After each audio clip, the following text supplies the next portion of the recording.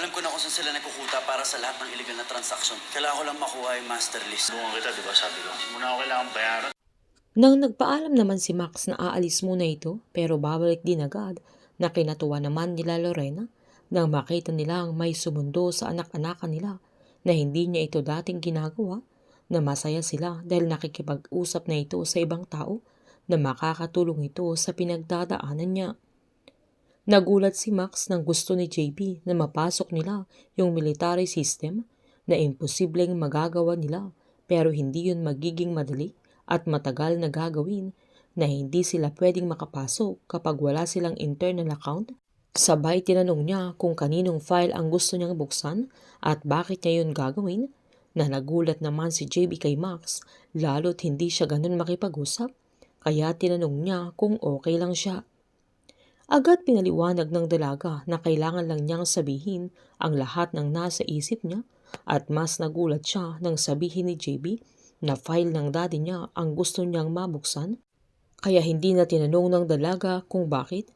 Sabay pinaalala niyang kailangan nila ng access point para magawa nila ang gusto ni JB. Sa inis naman ni Gab sa daddy niya ay naalala niya si Tomas, kaya agad niya itong tinawagan. Agad narinig na Tomas yung ringtone ng cellphone niya, kaya sinabihan niya yung pulis na sa kanya yung tumutunog, na baka pwede niya itong sagutin dahil baka importante yung tawag niya, na umaasa naman si Gab na sasagutin siya ng binata sa sandaling yan. Nang tignan ng pulis kung sinong tumatawag ay kulot ang nakasave na pangalan sa cellphone ng binata, na kahit nagmakaawa pa si Tomas ay hindi nila ito binigay sa kanya, na pinatay pa ng pulis yung cellphone at kumuha pa sa pera ni Tomas. Habang inantay naman ni Andres na gumabi bago ito pumasok sa hideout nila Clover. Sakto namang lumabas sila Clover na sinabihan niya si Lorenzo na bakit nila hinayaang mamatay si Magundayaw dahil siya na lang ang natitira nilang entel sa loob na hindi pa niya naprotektahan. Pinaliwanag ni Lorenzo na kahit siya ang nasa loob ay wala na siyang magagawa, pero bago namatay si Magundayaw ay nasabi niyang may sumusunod sa kanya. Nagalit si Clover dahil ayaw silang tantanan ng mga CIB, kaya binili niya si Lorenzo na kunin niya yung master list at isa-isahin niya yung mga pangalan at siguraduhin niyang may mahanap siya na pwede nilang gawing kontak. Sakto namang pumasok na sa loob yung mga bantay sa likod ng hideout, pero bumalik din sila, kaya nirecord ni Andres kung ilang minuto yung break nila dahil doon siya pwedeng pumuslit. At bago pa umalis si Clover ay binili niya si Lorenzo na doblehin niya yung security nila bago pa siya makabalik sa hideout, dahil hindi nila alam kung may nasabi si Gundayaw sa mga humahabol sa kanya. Nang ihatid naman ni JB si Max ay agad silang sinalubong nila Lorena at Jenny, na agad silang nagpakilala. Sabay niyaya pa nila si JB na mag-dinner, pero sinabihan sila ni Max na madami pa itong gagawin, na agad namang sinaad ni JB na kailangan na niyang umalis.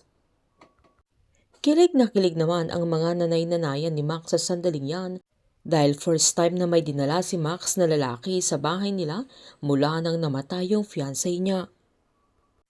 Nang mag-break naman yung mga security ay agad namang pumasok si Andres, pero nadetect siya ng radar nila Clover, na agad siyang nakita ng security, kaya tumakbo ito, na agad siyang hinabol at pinagbababaril ang binata.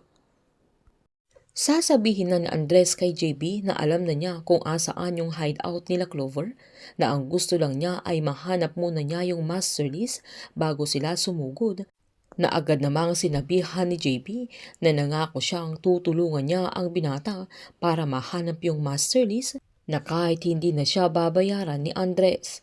Uunanghan ni JB sa Andres na mahanap yung master list, na magpapanggap ito na tutulungan niya ang binata, pero ang talagang motibo niya ay gusto niya itong makuha dahil may nasabi si Timur sa kanya tungkol sa kanyang ama na hindi niya ito nasabi kay Andres, at maaring isa si Antonio Bonifacio na nasa master list na tinatago naman ni Timur, kaya gagawin lahat ni JB para makuha niya ito, dahil gusto niyang siya mismo ang makaalam kung ano talaga ang pinakatago-tagong lihim ng kanyang ama, at ayaw niyang madungisan yung legasiya na naiwan ng kanyang lolo.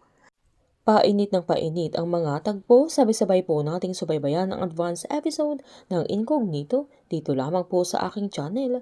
Patuloy lamang po manood at mag-subscribe para ma-update po kayo sa mga susunod na episode. Marami pong salamat.